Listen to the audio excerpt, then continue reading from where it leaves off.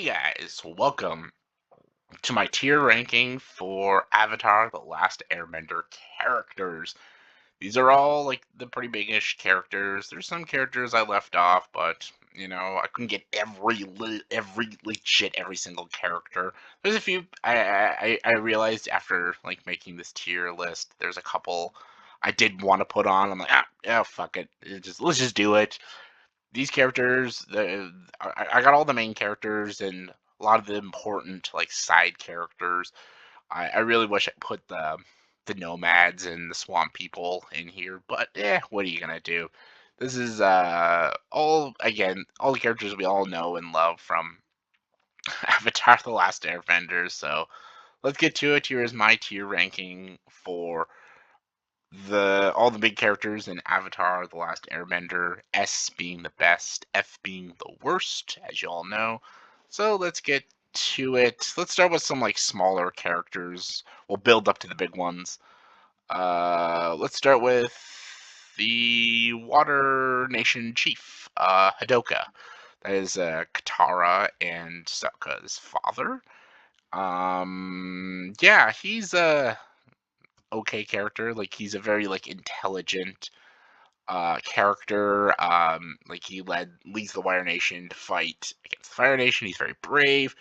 I wouldn't call him a top tier father, but I still think he's a fine enough character. He's not really fleshed out as a lot of characters in the show, but I like him just fine. And yeah, like I think he has a good personality. He's a nice enough dude and good like battle strategist. I'm trying to speak here. So yeah, let's go with Princess Yue, who is a very boring character. Just like I don't hate her. She's not like an F, but super boring character. She literally is just like the moon goddess chick, just like she's just kind of there, and she cries and falls in love with Sokka, then sacrifices herself, which is a very noble thing for her to do. But then that's really it. She's only in like 2 episodes, and just I didn't give two shits when she died. I was like, oh, okay, she's dead. Okay.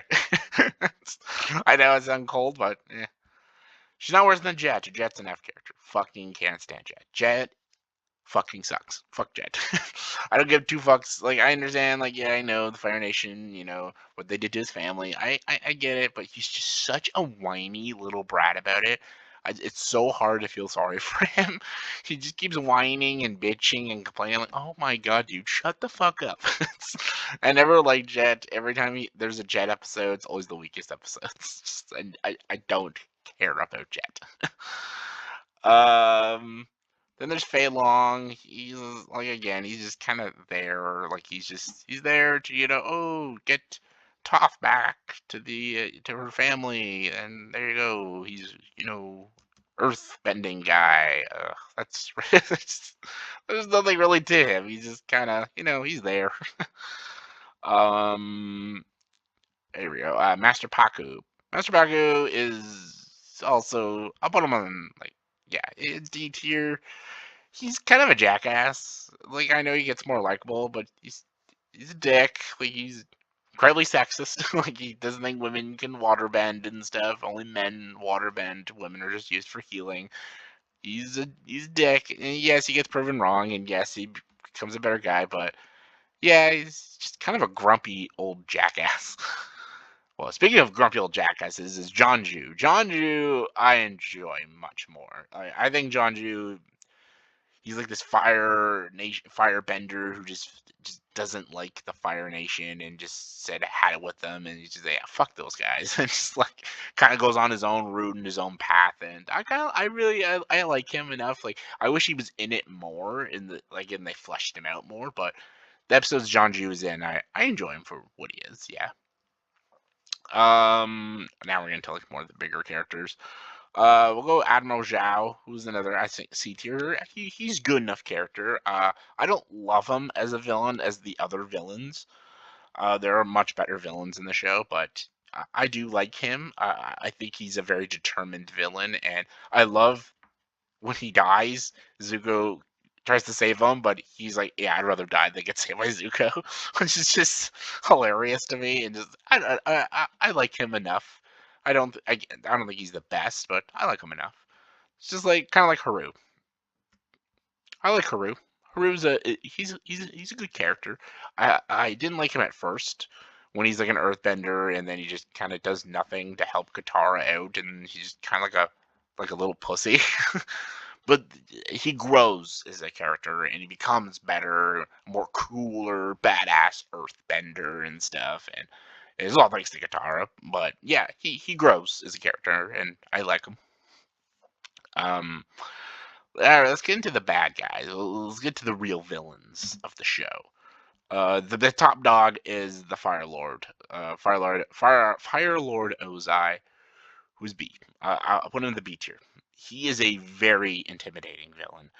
I love the entire first season. You never see his face. Like he's built up so fucking well. I think you don't even see his face until shit. I think it's not until the finale of season 2 or something like that. But yeah, like they built him up so well, and he is just the embodiment of evil. He doesn't give two shits about his family. All he cares about is power. And yeah, as a villain, it's a great villain. I don't think he's the most scariest villain, but he's a good villain. If we're going scariest, we're going with his psycho daughter, Azula, who's an 8 character. I love Azula as a character. She is a horrifying villain. She is a straight up psychopath. Like, she is incredibly insane. She is more evil than the Fire Lord. As crazy that is, if she was more powerful than he was, she would be probably the scariest villain in the entire show. She just does not care. She's just like him, only cares about power, only cares about fear and intimidation. And she just is just insane. And I love her more because she has so much personality and she's such a great manipulator. And just you have no idea what is going through her head. You have no idea what she's planning. She's just so unstable. I love it. She's such a fascinating character. And then her sidekicks, who I enjoy. Like I like Ty Lee the most. She's great. She's just got so much energy. I love that she's always like on her hands, crawling around. And I love her like nerve pinches that she can do. She can like pinch the nerves of benders and make them stop bending for temporarily. I love that. I think she's got such a great sparkly personality, and I really enjoy Ty Lee.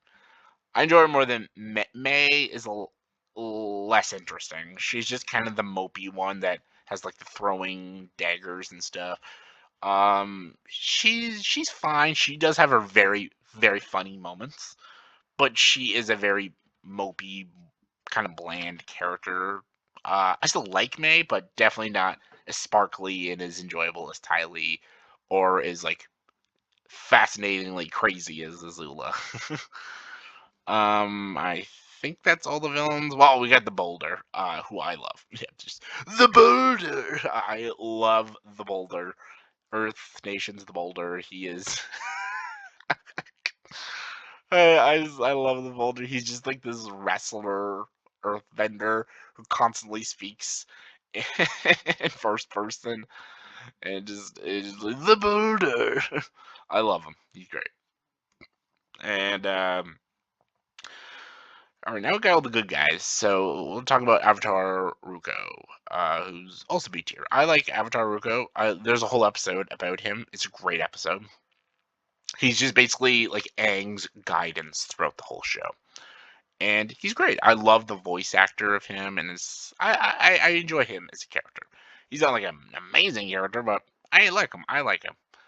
Then we got the creatures, of course. Appa and Momo both go in the B tier. Both adorable in their own ways. One's big and cuddly, and one's small and cuddly. Love them both. None of them talk, but they're both just so cute and so great, and just they add a lot to the team. So yeah. Then we got Suki. Suki's B tier too. I enjoy Suki. She's a lot more interesting than Princess Yue. She's great. At the Kyoshi Warriors, she's badass. She's awesome. Just love her. And now all the main characters, the 6 main characters who all I love. I love all these characters. This is the beauty of Avatar: The Last Airbender. The main characters are fantastic. They're fascinating. They're enjoyable. I love them. I love them. So let's start with the main character himself, Aang. Who's S tier? I gotta put him in S tier. The show is centered a lot around Aang, and he is so fascinating because he's only like a 12-year-old boy. He has so much responsibility, and the show tackles a lot about that, like how much he has to learn within a year and how much responsibility he has, and if he fails the world is doomed. There's so much pressure on him, and you can see that pressure does take its toll on him a lot throughout the series, and just a lot of stuff that he's done. And like, he's just a kid, so he doesn't always make the right decisions, but he learns from his mistakes and stuff. He's still a kind-hearted and great, great person, and with a great spirit. And he's strong. He's badass. He's loyal. Everything about Aang is just such a great hero. And yeah, like, he's a great character for the show. And then there's Zuko, who is my favorite character. Zuko and Aang are just great duo of the show, because one is like good in the beginning and one is evil, and then one who starts as evil becomes good. They are both very similar in a way. They both have went through a lot of tragedy through their lives, but one took a different approach to it. The other one accepted their fate and knew who they were and chose to be kind and helpful to people, and one chose to be bitter and angry and cause pain to people, which is Zuko. Zuko has amazing story throughout the whole show. He's a fantastic character. He's a character I always rooted for, and I love each season he becomes more of a heroic character, and just his arc throughout the whole television show is amazing. Just, I love him. Another character I love is Uncle Iroh, who's also S tier. Like, this is just a fantastic character. I love him. He's great. He's always there to help Zuko out. He's easily, for me, the funniest character in the whole show. I love him. It's so good. And Toph. Toph is also one of my favorite characters. She's an earthbender who is blind. That's just amazing to me. She just feels the earth with her feet and her hands and stuff, and she's great. I love her. She's badass. She's got a great personality. She's a great teacher to Aang. Love her. And then we get the two who start the whole show off. We got the brother and sister, Sokka and Katara. Both incredible characters. Both go into the A tier. Love them both. They both add something different to the show.